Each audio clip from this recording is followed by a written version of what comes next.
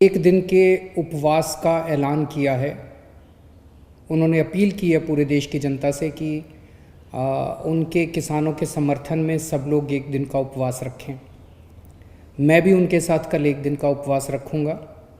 मैं सभी आम आदमी पार्टी के कार्यकर्ताओं से, समर्थकों से अपील करता हूं कि वो भी किसानों की इस मांगों के समर्थन में एक दिन का उपवास रखें।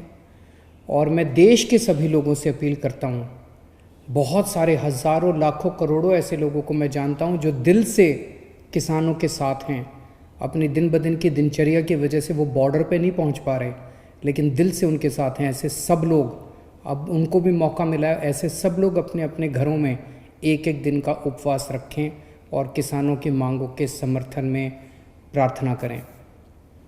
मैं देख रहा हूँ पिछले कुछ दिनों से केंद्र सरकार के कुछ मंत्री और भारतीय जनता पार्टी के कुछ लोग बार बार कह रहे हैं कि ये किसान देशद्रोही हैं, ये आंदोलन देशद्रोहियों का है, यहाँ पे एंटी नेशनल लोग बैठे हुए हैं। मैं उनसे पूछना चाहता हूँ, हज़ारों एक्स सर्विसमैन, पूर्व सैनिक जो रिटायर हो चुके हैं, ऐसे हज़ारों पूर्व सैनिक वहाँ पे बॉर्डर पे किसानों के साथ बैठे हुए हैं, जिन लोगों ने एक समय में देश की रक्षा करने के लिए अपनी जान की बाजी लगाई थी। ऐसे हज़ारों सैनिक हैं जो अपने घरों में बैठ के उनके लिए दुआएं कर रहे हैं, प्रार्थना कर रहे हैं। ये सारे एंटी नेशनल हैं। मैं उनसे पूछना चाहता हूं, इनके मंत्रियों और भाजपा के नेताओं से, कि ऐसे कितने ही नेशनल और इंटरनेशनल खिलाड़ी हैं जिन्होंने देश के लिए इंटरनेशनल स्तर पे, अंतर्राष्ट्रीय स्तर के ऊपर देश के लिए नाम कमाया और देश के लिए मेडल जीत के लाए। ऐसे कितने ही खिलाड़ी वहाँ पे बॉर्डर पर बैठे हुए हैं किसानों के साथ, अपने अपने घरों में बैठ के वो दुआएं भेज रहे हैं उनको। ये सारे इंटरनेशनल खिलाड़ी जो देश के लिए खेले थे और जिन्होंने देश के लिए मेडल जीते थे, ये सारे एंटी नेशनल हैं।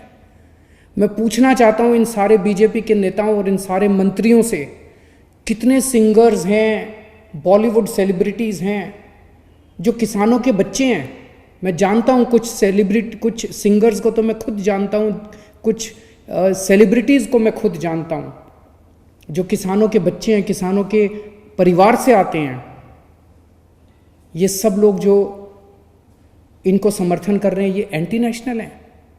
कितने ही ऐसे डॉक्टर्स हैं जिन्होंने अपना समर्थन दिया है, ये सब डॉक्टर्स हमारे देश के एंटी नेशनल हैं। आज मुझे पता चला बहुत बड़ा वकीलों का समूह बॉर्डर के ऊपर उनको समर्थन देने के लिए पहुंचा था। ये देश के सारे वकील एंटी नेशनल हैं। कितने ही व्यापारी हैं, पंजाब से कई व्यापारी मेरे से मिलने के लिए आए कुछ दिन पहले। उन्होंने बताया कि पूरे पंजाब के सारे व्यापारी इनके साथ हैं, और केवल पंजाब नहीं, पूरे देश के सारे व्यापारी इनके साथ हैं। देश के सारे व्यापारी एंटी नेशनल हैं। मुझे याद आ गया अपने अन्ना हजारे जी के आंदोलन के दिन, जब हम भी रामलीला मैदान में आंदोलन के लिए बैठे थे। उस वक्त की कांग्रेस की सरकार भी तरह तरह के षड्यंत्र रच के हम लोगों के खिलाफ रोज अखबारों में और मीडिया में, टीवी चैनलों पे स्टोरी प्लांट की जाती थी कि ये गलत लोग हैं, ऐसे लोग हैं, एंटी नेशनल लोग हैं। जिस तरह से हमारे आंदोलन को बदनाम करने की कोशिश की जा रही थी उन दिनों में कांग्रेस के द्वारा, आज वही कोशिश किसानों के आंदोलन को बदनाम करने के लिए बीजेपी कर रही है और सत्ता पक्ष कर रहा है। इस देश के किसानों को एंटी नेशनल कहने की हिम्मत मत करना। कुछ लोग ये कह रहे हैं कि इसमें तो कुछ चंद लोग, बस पंजाब के किसान, हरियाणा के किसान, कुछ चंद किसान इसमें शामिल हैं, बाकी जनता इसमें शामिल नहीं है। ये उनकी गलतफहमी है। मैं परसों एक शादी में गया था 2-3 दिन पहले। वहाँ पे मैं कुछ लोगों से मैंने पूछा, मैंने कहा इन किसान बिलों के बारे में आपको क्या कहना है, आप क्या सोचते हैं। आपको जान के ताज्जुब हुआ कि मिडिल क्लास और अपर क्लास के लोग जो वहाँ मौजूद थे, उन्होंने मुझे कहा, सर ये बिल बड़े खतरनाक हैं। मैंने कहा क्यों? कहते सर इन बिलों में ये लिखा है कि अब कोई आदमी कितना भी अनाज जमाखोरी कर सकता है। अभी तक इस देश के अंदर जमाखोरी करना अपराध होता था।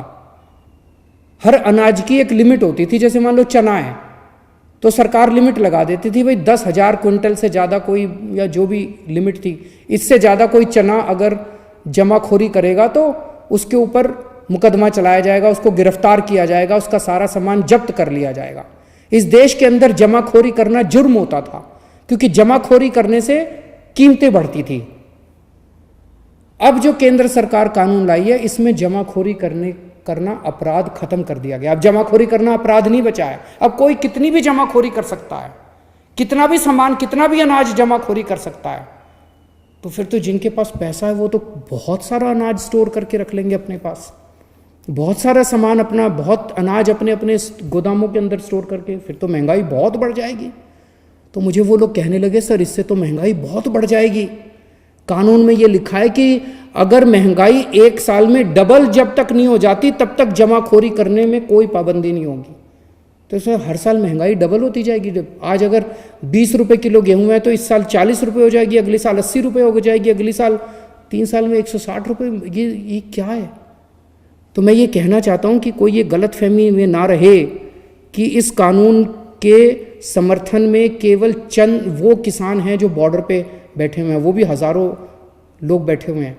इस देश का एक एक आदमी इन कानूनों को समझ रहा है, हर आदमी इन कानूनों को समझ रहा है और इन कानून की बारीकियों को समझ रहा है। जो लोग अपनी ज़िंदगी में व्यस्त होने की वजह से बॉर्डर पे नहीं पहुंच पा रहे, उनका दिल वहीं है, किसानों के साथ है। तो मेरी केंद्र सरकार से गुजारिश है कि अहंकार छोड़िए। अहंकार अच्छी चीज़ नहीं होती। सरकारें जनता से बनती है, जनता सरकारों से नहीं बनती। अगर जनता इन तीनों बिलों के खिलाफ है तो इन तीनों बिलों को तुरंत रद्द किया जाए और एमएसपी के ऊपर किसानों की फसलें खरीदने की गारंटी देने का बिल बनाया जाए। जितने भी किसानों की मांगें हैं, उन सारे किसानों की मांगों को तुरंत मंजूर किया जाए। नमस्कार।